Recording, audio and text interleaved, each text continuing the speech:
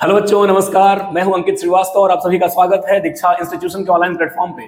प्यारे बच्चों, हम लोग सॉल्यूशन सीरीज को देख रहे थे। फिजिकल केमिस्ट्री क्लास 12 के फर्स्ट चैप्टर को कर रहे थे और लास्ट क्लास में हमने सॉल्युबिलिटी का फर्स्ट पार्ट, जो कि solubility of solid in liquid है, उसको कवर करा था। ठीक है, आज की क्लास में बच्चों हम लोग पढ़ेंगे solubility of gas in liquid, इसके एप्लीकेशंस और एक बहुत इंपॉर्टेंट टॉपिक है जो कि है हेनरीज लॉ।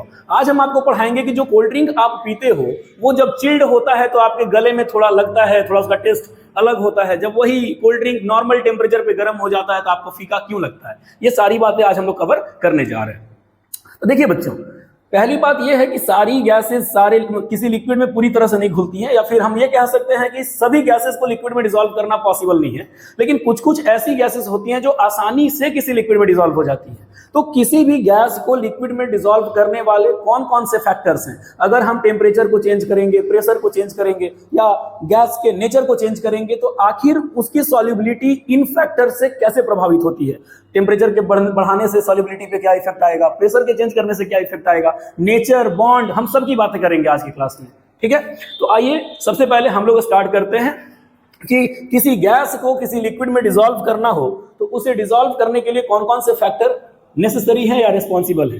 ठीक है, तो देखो बच्चों, अब हमने लास्ट क्लास में जब आपको पढ़ाया था कि solubility of solid in liquid, तो वहां भी हम आपको दो चीजें बताए थे। अगर किसी सॉलिड को किसी लिक्विड में आप डिसॉल्व कर रहे हो और अगर डिसोल्यूशन का प्रोसेस एंडोथर्मिक है तो टेम्परेचर के चेंज होने के साथ, टेम्परेचर के बढ़ने के साथ सॉल्युबिलिटी बढ़ेगी और टेम्परेचर के घटने के साथ सॉल्युबिलिटी घट जाएगी। लेकिन हमने आपको यह भी बात बताया था कि अगर डिसोल्यूशन का प्रोसेस, सॉलिड को लिक्विड में डिसॉल्व करने का प्रोसेस अगर एक्सोथर्मिक है तो ली चेटेलियर प्रिंसिपल के अकॉर्डिंग अगर आपने टेम्परेचर को बढ़ाया तो solubility of solid in liquid घटेगा और टेम्परेचर घटाने पर सॉल्युबिलिटी बढ़ेगा। तो आज की क्लास में हम आपको बता दें कि मैक्सिमम कंडीशन में ऐसा ऑब्जर्व करा जाता है कि जब किसी गैस को किसी लिक्विड में हम डिसॉल्व करते हैं तो वहां जो प्रोसेस होता है वो एक्सोथर्मिक होता है, मतलब गैस का डिसोल्यूशन में हीट वहां से हमेशा बाहर इवॉल्व होता है। ठीक है, तो देखो सबसे पहले ये चीज जान लो कि जो डिसोल्यूशन ऑफ गैस है, एक सेकेंड, हाँ, सबसे पहले ये बात देखिए बच्चों कि ये जो डिसोल्यूशन का प्रोसेस होता है किसी भी गैस में, या फिर हम ऐसे लिखते हैं कि when gases are soluble in liquid, the process is always exothermic। ये मतलब मैक्सिमम कंडीशन में देखा गया है कि प्रोसेस जो होता है वो एक्सोथर्मिक होता है। मतलब अगर आप किसी गैस को किसी लिक्विड में डिसॉल्व कर रहे हो तो वहां का जो प्रोसेस है वो एक्सोथर्मिक होगा, हीट हमेशा इवॉल्व होगा। तो आइए सबसे फर्स्ट फैक्टर की हम बात करें। सबसे पहला फैक्टर है टेम्परेचर। सबसे पहला फैक्टर है टेम्परेचर की अगर किसी गैस को किसी लिक्विड में डिसॉल्व कर रहे हैं और टेम्परेचर में चेंज आ रहा है तो उससे सॉल्युबिलिटी कैसे प्रभावित होगा। तो याद रखिएगा, गैस को लिक्विड में डिसॉल्व किया जाता है तो वो प्रोसेस ऑलरेडी एक्सोथर्मिक है। तो अगर आपने टेम्परेचर को बढ़ाया तो solubility of gas in liquid घटेगा। अगर आपने टेम्परेचर को बढ़ाया तो solubility of gas in liquid घट जाएगा, और अगर आपने टेम्परेचर को घटाया तो गैस की सॉल्युबिलिटी लिक्विड में बढ़ेगी।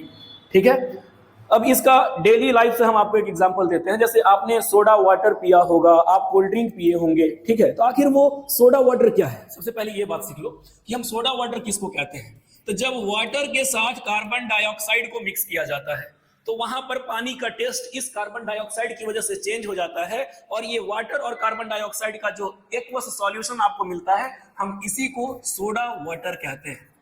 इसी को हम सोडा वाटर कहते हैं। आप कार्बोनेटेड ड्रिंक्स पिए होंगे, कोका कोला हो गया, पेप्सी हो गया, या फिर आपका स्प्राइट हो गया। आप जो भी ये ड्रिंक्स पीते हैं तो ये आपके गले में लगता है। ठीक है, जब ये चिल्ड होता है, जब ये कोल्ड ड्रिंक चिल्ड होता है तो वहां का टेम्परेचर क्या होता है, कम। और टेम्परेचर अगर कम होता है तो वो जो कार्बन डाइऑक्साइड उसमें ऐड किया जाता है उसकी सॉल्युबिलिटी बढ़ जाती है। मतलब कि चिल्ड कोल्ड ड्रिंक में कार्बन डाइऑक्साइड ज्यादा सॉल्युबल है in comparison to normal temperature. आई बात समझ में। दूसरी बात बच्चों, अगर एक्वेटिक लाइफ की हम बात करें तो मछलियां जो हैं वो ठंडे पानी में रहना पसंद करती हैं, क्योंकि ठंडे पानी में ऑक्सीजन गैस जो है वो पानी में ज्यादा सॉल्युबल है in comparison to hot water. या फिर आप कह सकते हो कि अगर पानी का टेम्परेचर दोपहर के समय अगर बढ़ जाता है, सूर्य की किरण लगातार उस पर जब मतलब डायरेक्टली पड़ती है तो पानी का सतह गर्म हो जाता है, तो टेम्परेचर के बढ़ने से ऑक्सीजन गैस की सॉल्युबिलिटी कम हो जाती है। तो मछलियों को सांस लेने में प्रॉब्लम होने लगेगा, इसलिए वो गहराई में चली जाती हैं जहां का टेम्परेचर क्या है, टेम्परेचर कम है और वहां ऑक्सीजन गैस ज्यादा सॉल्यूबल है। तो ये समझ में आ गया कि टेम्परेचर के बढ़ाने से सॉल्युबिलिटी ऑफ गैस कम होगा और टेम्परेचर के घटाने से सॉल्युबिलिटी बढ़ेगा। मतलब हम कह सकते हैं बच्चों कि solubility of gas in liquid is inversely proportional to temperature. ये बात याद रखिएगा, solubility of gas in liquid is inversely proportional to temperature। चलिए बच्चों, अब हम लोग अगला कंडीशंस को, अगले मतलब क्या कहा जाए, फैक्टर को देखें।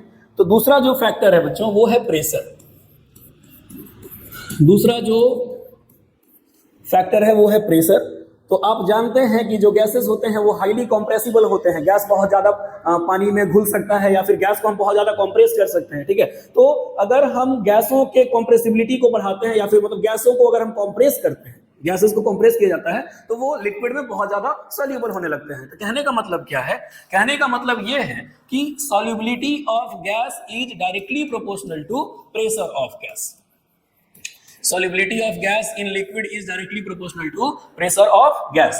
अगर आप प्रेशर को बढ़ाओगे तो गैस की सॉल्युबिलिटी लिक्विड में बढ़ेगी और अगर प्रेशर को घटाओगे तो गैस की सॉल्युबिलिटी लिक्विड में कम हो जाएगी।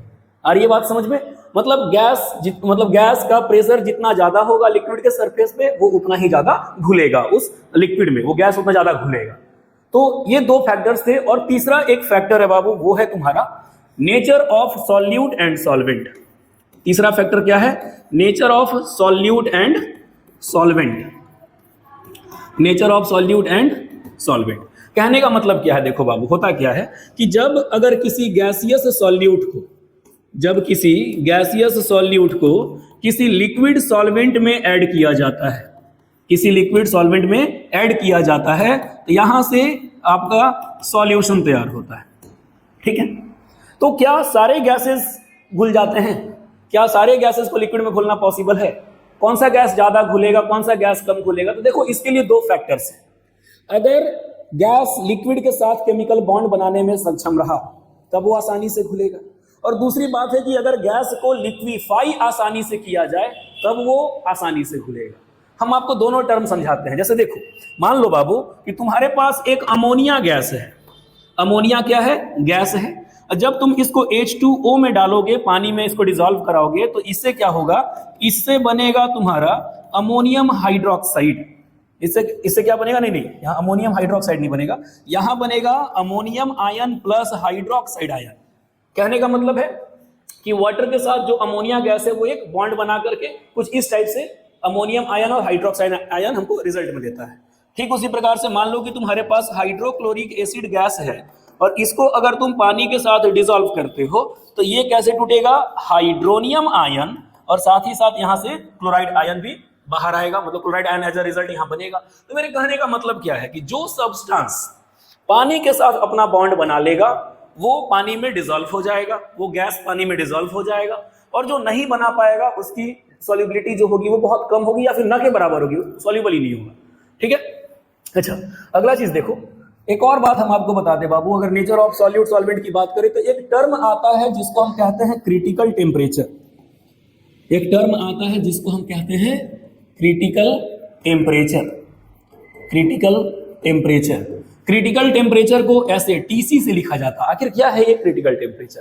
तो एक ऐसा टेम्परेचर जिसके ऊपर कोई भी सब्सटेंस अपने गैसियस स्टेट में होता है और इस टेम्परेचर के नीचे वही जो सब्सटेंस है वो अपने लिक्विड स्टेट में होता है। कहने का मतलब क्या है, जैसे देखो हम आपको एग्जांपल बता दें कि ये जो ऑक्सीजन गैस होता है, critical temperature of oxygen gas जो होता है वो -118.6 डिग्री सेल्सियस होता है, और वही क्रिटिकल टेम्परेचर अगर हम कार्बन डाइऑक्साइड की बात करें तो वो लगभग 30.6 डिग्री के, मतलब लगभग 31 डिग्री के आसपास होता है, मतलब 30 भी मान के चल सकते हो, ठीक है बाबू। तो कहने का मतलब ये है कि अगर temperature of gas is greater than critical temperature, अगर किसी भी मतलब कोई भी गैस हम ले लिए जिसका, जैसे मान लो कि यहाँ पे हम ऑक्सीजन गैस ही लेकर के रखें, ठीक है।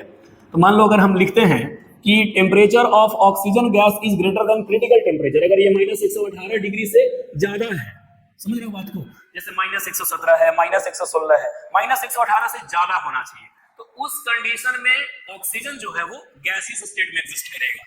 ऑक्सीजन किस स्टेट में एग्जिस्ट करेगा? गैसियस स्टेट में एग्जिस्ट करेगा। और अगर ऑक्सीजन का temperature less than critical temperature है, 118 से कम है, मान लो 119 है माइनस में, -120 है, -130 है, ये और छोटा वैल्यू हो गया। तो अगर temperature of oxygen is less than critical temperature, तो उस कंडीशन में जो ऑक्सीजन गैस है ये लिक्विड स्टेट में एग्जिस्ट करता है।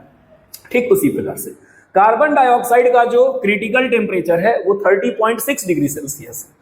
तो अगर आप कार्बन डाइऑक्साइड के टेम्परेचर को 30 डिग्री से ज्यादा रखोगे, मतलब वहां पे कार्बन डाइऑक्साइड का टेम्परेचर अगर 30 डिग्री से ज्यादा है, तो इस कंडीशन में कार्बन डाइऑक्साइड गैसियस स्टेट में होगा। और अगर कार्बन डाइऑक्साइड का टेम्परेचर क्रिटिकल टेम्परेचर से कम है, मतलब कि मेरे जिस सिस्टम में हम कार्बन रखे हुए हैं उस सब्सटेंस को, मान लो कोल्ड ड्रिंक की बात करते हैं, तो कोल्ड ड्रिंक में तो CO2 घुला हुआ है। तो अगर हम कार्बन उस कोल्ड ड्रिंक के टेम्परेचर को 30 डिग्री से कम रखेंगे, तो वो जो CO2 कोल्ड ड्रिंक के साथ मिक्स्ड है वो लिक्विड स्टेट में होगा। और अगर आपने कोल्ड ड्रिंक को 30 डिग्री से ऊपर रखा, तो जो CO2 उसमें प्रेजेंट है वो गैसियस स्टेट में होगा, और उसको थोड़ा भी जगह मिलेगा तो वो फिस करके निकल जाएगा, बाहर निकल जाएगा। तो याद रखना कि अगर 30 डिग्री से कम अगर कोल्ड ड्रिंक का टेम्परेचर है, तो वहां जो कार्बन डाइऑक्साइड होगा वो लिक्विड स्टेट में होगा। तो कहने का मतलब क्या है, आखिर सॉल्युबिलिटी को क्रिटिकल टेम्परेचर से क्या मतलब है? देखो, हम ये कहना चाह रहे हैं बच्चों कि अगर क्रिटिकल टेम्परेचर, जिसको कि हम TC कह रहे हैं, अगर ये गैस का ज्यादा है, क्रिटिकल टेम्परेचर ज्यादा है, तो ease of liquefaction of gas, ease of liquefaction of gas क्या होगा? ज्यादा होगा। अब ईज ऑफ लिक्विफिकेशन क्या है? मतलब गैस को लिक्विड स्टेट में चेंज करना आसान होगा, और जब वो लिक्विड स्टेट में चेंज हो जाएगा तो वो उसकी सॉल्युबिलिटी भी क्या होगी? आसान हो जाएगी, या सॉल्युबिलिटी बढ़ जाएगी। तो यहां से हम क्या लिख सकते हैं कि solubility of gas in liquid भी क्या होगा? बढ़ेगा। याद रखना। तो ये बहुत इंपॉर्टेंट पॉइंट है जो कि हम आपको बता रहे हैं बाबू, कि अगर गैस का क्रिटिकल टेम्परेचर ज्यादा, तो उस गैस को लिक्विफाई करना आसान, अगर गैस को लिक्विफाई करना आसान, तो उस गैस का लिक्विड में सॉल्युबिलिटी भी बढ़ेगा, ज्यादा होगा। इसीलिए अब देखो, बच्चा के मन में बहुत तरह की बातें आती हैं। आप गौर करते होंगे कि सर कार्बोनेटेड वाटर ही क्यों पीते हैं हम लोग कोल्ड ड्रिंक के रूप में, हम ऑक्सीजनेटेड वाटर क्यों नहीं पीते हैं, नाइट्रोजनेटेड वाटर क्यों नहीं पीते हैं, क्लोरीनेटेड वाटर क्यों नहीं पीते हैं? तो बाबू देखो, हर गैस का क्रिटिकल टेम्परेचर अलग अलग होता है। अब मान लो कि तुम ऑक्सीजनेटेड कोल्ड ड्रिंक की बात करते हो, तो -118 डिग्री सेल्सियस पर जो, मतलब -118 डिग्री जो बॉर्डर तुमको दिख रहा है, -118 डिग्री जो बॉर्डर दिख रहा है, तो -118 से अगर -117 भी हुआ, तो ऑक्सीजन गैस में चेंज हो जाएगा, वो पानी में घुलेगा नहीं। और अगर वो -118 से नीचे आएगा, समझ रहे हो बात को, -118 से वो नीचे रहेगा, तब वो लिक्विड स्टेट में रहेगा। तो क्या हमारे यहाँ जो रेफ्रिजरेटर कंपनीज बनाती हैं, पॉसिबल है कि फ्रिज के टेम्परेचर को नॉर्मली -118 डिग्री तक ले जाया जा सके? तो लगभग नामुमकिन के जैसा है। लेकिन वही कार्बन डाइऑक्साइड की हम बात करते हैं, तो कार्बन डाइऑक्साइड का क्रिटिकल टेम्परेचर 30 डिग्री सेल्सियस होता है। तो 30 डिग्री से अगर टेम्परेचर कम होगा, तो कार्बन डाइऑक्साइड लिक्विड स्टेट में होगा, और 30 डिग्री से अगर ज्यादा होगा तो कार्बन डाइऑक्साइड गैसियस स्टेट में होगा। आप गौर करते होंगे कि अगर मान लीजिए, जैसे मान लीजिए ये मेरे पास एक पानी का बॉटल है, मान लो ये पानी का एक बॉटल है बाबू, तो जब तुम पानी का बॉटल खरीदते होगे तो तुमको पानी यहां तक एकदम इसके गला तक भरा हुआ मिलता होगा। लेकिन अगर यही एक कोल्ड ड्रिंक का बॉटल होता, तो आप देखना कि कंपनी इतना जगह खाली करके देता है। तो इसका मतलब क्या, कंपनी के पास इतना भरने भर कोल्ड ड्रिंक नहीं है? नहीं। इसके पीछे आपका यही कारण है कि आप ये चीज जानते हो कि जैसे जैसे टेम्परेचर बढ़ता है, आप ये चीज पढ़े हो कि जैसे जैसे टेम्परेचर बढ़ता है गैस की सॉल्युबिलिटी घटती है। तो मान लीजिए कि कंपनी से कोल्ड ड्रिंक अगर कंटेनर के थ्रू आपके घर तक आता है, और अगर मान लीजिए कि धूप में वो गुजर रहा है, या फिर किस एटमॉस्फेयर से वो पास हो रहा है, टेम्परेचर ज्यादा है कि कम है, अगर हम उसके यहाँ गले तक कोल्ड ड्रिंक भर देंगे और टेम्परेचर अगर 30 डिग्री से कम होगा, तो वो जो गैस डिसॉल्व है वो तो गैसियस स्टेट में चेंज होगा, और अगर गैसियस स्टेट में चेंज होगा तो क्या होगा, बॉटल ब्लास्ट हो जाएगा। यही कारण है कि अगर टेम्परेचर बढ़ता भी है, तो जो कार्बन डाइऑक्साइड उस कोल्ड ड्रिंक में घुला हुआ है, वो उस खाली जगह पे आकर के गैसियस सिस्टम में क्या होगा, आकर के रुक जाएगा। और जैसे ही हम उसको फ्रीजर में रखेंगे, टेम्परेचर डाउन होगा, तो फिर वापस उस जगह पे जो CO2 प्रेजेंट है वो जाकर लिक्विड में घुल जाएगा। उम्मीद करते हैं कि आपको ये चीज समझ में आया होगा। ठीक है, अब देखिए बच्चों, फैक्टर्स तो आप समझ गए कि टेम्परेचर के बढ़ाने से सॉल्युबिलिटी ऑफ गैस कम होता है, प्रेशर के बढ़ाने से सॉल्युबिलिटी ऑफ गैस बढ़ता है। और एक और बात है कि क्रिटिकल टेम्परेचर जितना ज्यादा होगा, गैस को लिक्विफाई करना उतना आसान, और गैस अगर लिक्विफाई होगा तो उसको सॉल्यूबल करना भी उतना आसान। ये चीज तो समझ में आ गया। एक वैज्ञानिक थे जिनका नाम था हेनरी।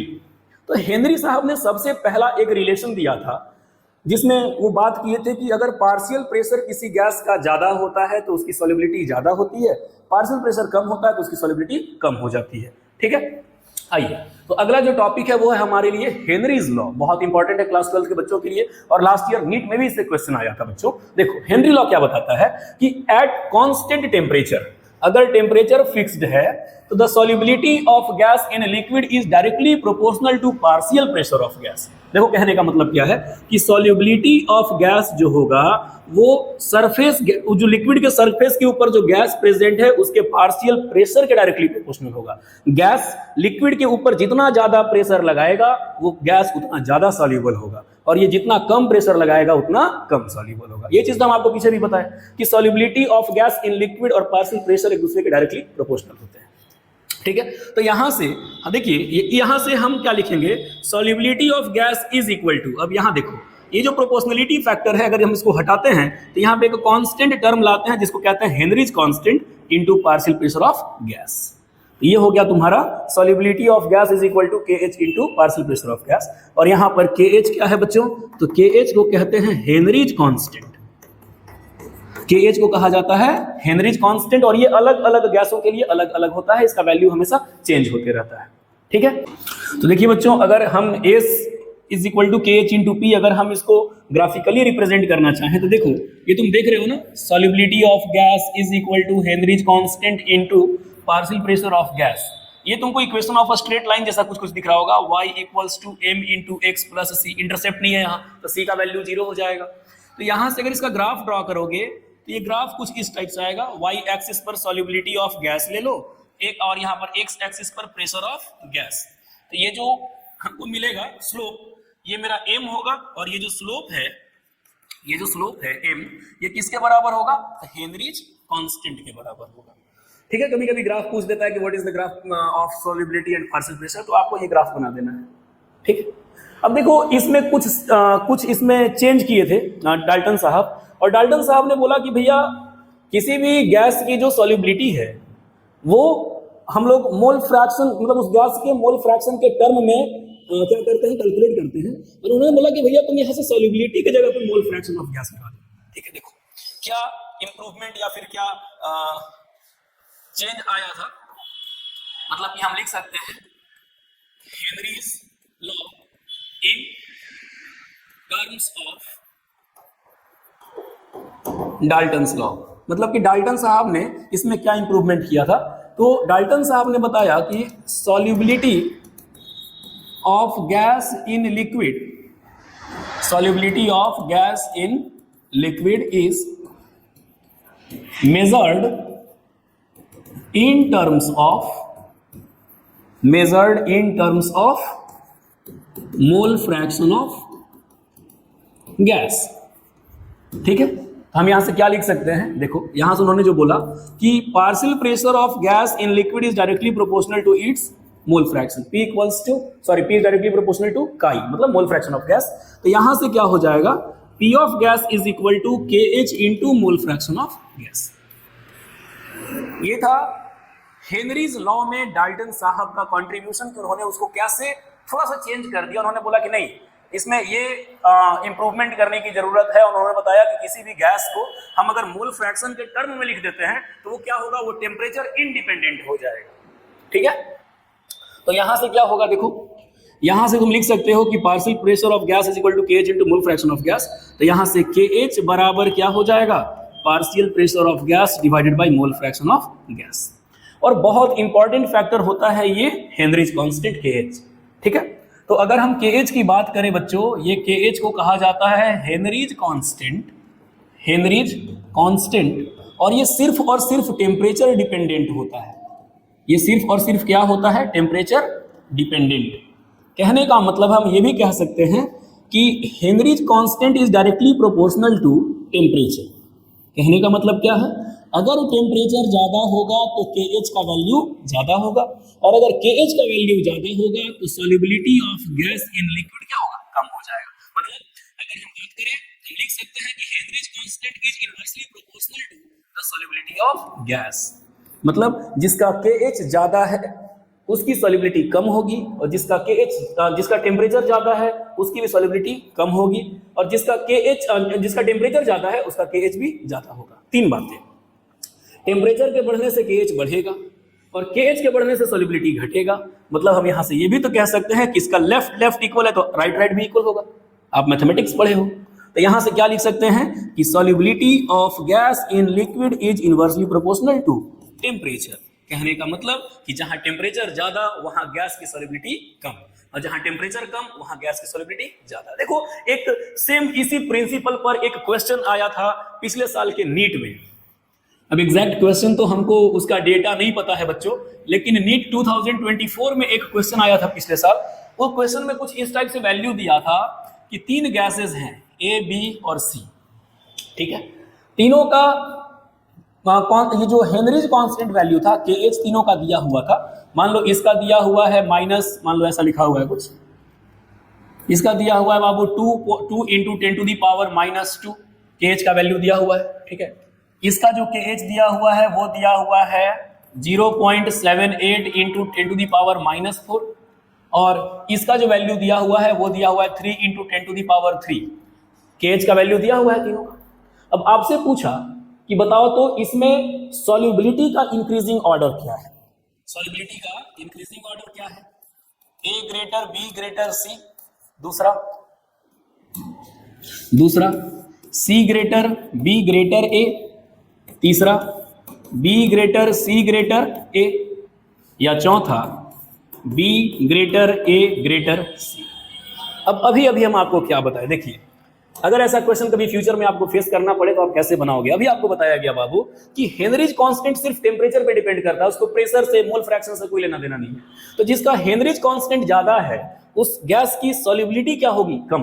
मतलब कि हेनरीज कांस्टेंट और जो सॉल्युबिलिटी है वो एक दूसरे के इनवर्सली प्रोपोर्शनल है। तो आप यहां देखो कि इसमें सबसे ज्यादा वैल्यू किसका है, C का। C के लिए KH सबसे ज्यादा है, तो ये सबसे लिस्ट सॉल्युबल होगा। ये क्या होगा, सबसे कम सॉल्युबल होगा। और यहां देखो 2 × 10⁻² और 0.78 × 10⁻4, मतलब ये क्या है, मोस्ट निगेटिव है, सबसे कम KH इसका है, तो ये मोस्ट सॉल्युबल होगा, ये सबसे ज्यादा घुलेगा। आ रही है बात समझ में। तो ये लिस्ट सॉल्युबल है, वो मोस्ट सॉल्युबल है। तो मेरा बढ़ता हुआ क्रम क्या होगा भाई, कौन सा गैस सबसे ज्यादा सॉल्युबल और कौन सा गैस सबसे कम सॉल्युबल। तो देख लो B सबसे ज्यादा सॉल्युबल। अच्छा, बढ़ता हुआ क्रम बोला है ना बच्चों, तो सबसे कम से ज्यादा की ओर चलेंगे। तो हमारा मतलब कहने का मतलब है कि इसका प्रॉपर ऑर्डर क्या है, तो सबसे ज्यादा B सॉल्युबल है, फिर A सॉल्युबल है, उसके बाद C, तो B A C, B is most soluble, then A और देन C, यानी this option is correct, option number C। B is most soluble, A is less soluble than B and C is least soluble. तो हम उम्मीद करते हैं कि आपको Henry's law के कॉन्सेप्ट को समझाने में हम सक्षम हुए हैं बच्चों। अब इसके बाद हम आगे जब पढ़ेंगे तो अगले क्लास में हम आपको वेपर प्रेशर पढ़ाएंगे, ठीक है। और इसके बाद फिर हमारा वो टॉपिक आगे कंटिन्यू होते होते रॉल्ड्स लॉ और उसके आगे के टॉपिक्स में कॉलिगेटिव प्रॉपर्टी में इंक्लूड होगा। तो अगर इस लेक्चर से संबंधित किसी तरह का कोई भी क्वेश्चन है तो आप हमको कमेंट सेक्शन में जरूर बताइए। और हमारा ऑफलाइन सेंटर डाल्टनगंज पलामू झारखंड में बाईपास रोड में ब्राइटलैंड स्कूल के सामने चलता है। तो अगर आप चाहते हैं तो हमारे से आप ऑफलाइन मोड में भी पढ़ सकते हैं। मिलते हैं अगले वीडियो में, तब तक के लिए धन्यवाद।